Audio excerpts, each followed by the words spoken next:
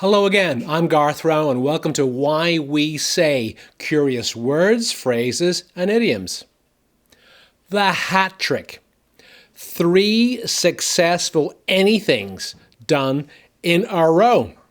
Mainly used in sport, but it's moved off into the wider world now as well. For example, if a president, prime minister has won 2 elections, they're on the hook for a third, they're on a hook for the hat trick. Soccer is a huge place to find the hat trick. Soccer, or football as it's known outside North America. Lots of talk around the hat tricks there. Some of the greatest players of all time, Ronaldo, Messi, between the two of those guys, they've scored over 100 hat tricks. But soccer has taken it one level higher.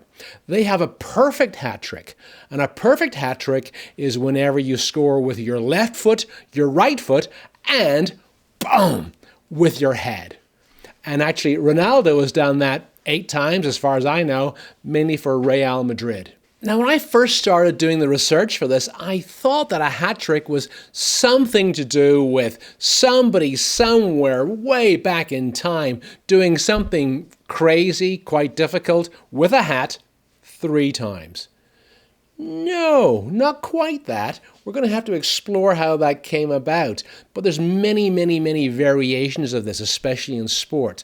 If you look at hockey or ice hockey, if you're outside North America, so ice hockey started off in the 1940s with a hat tradition, the hat trick tradition. It all came about, according to the Hockey Hall of Fame, when a player from the Chicago Blackhawks was visiting Toronto. Before the game, he went into a hat shop. He saw a beauty, a gorgeous hat, really expensive. He couldn't afford it because they weren't very well paid then. And the owner took pity on him and said, you know, you're a nice guy.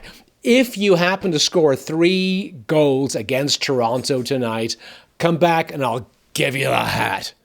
Sure enough, he did, and he did. The hat trick then, of course, got its own version of the perfect hat trick. There's a Canadian legend, Gordie Howe, a bit of a tough guy. His perfect hat trick was 1 goal, 1 assist, and a great fight. And that's known as the perfect hat trick, the Gordie Howe version. Baseball got in on the act. They thought, man, all this advertising around hats, we got to get in on this too. So Major League Baseball, the hat shop owners in all the big cities, they would rent the space the furthest away in the field, the advertising space, furthest from the batter. They'd write their name on it, and then they'd write on it, if you hit this sign, a free hat for you.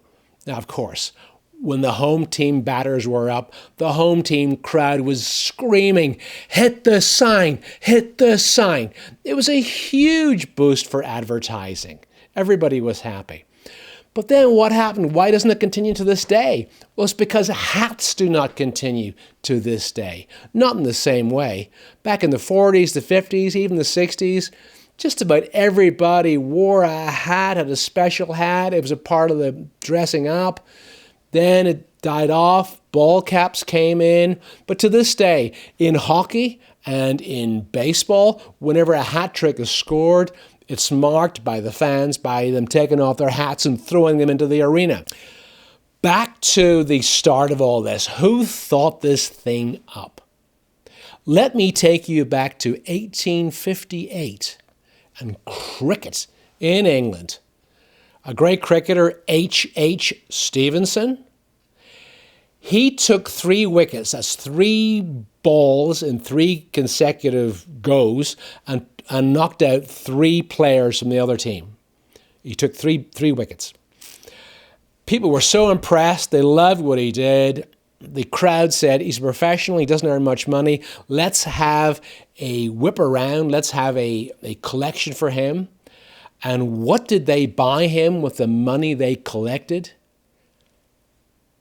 A hat. That's why we say the hat trick. I'm Garth Rowan. Thanks for your time.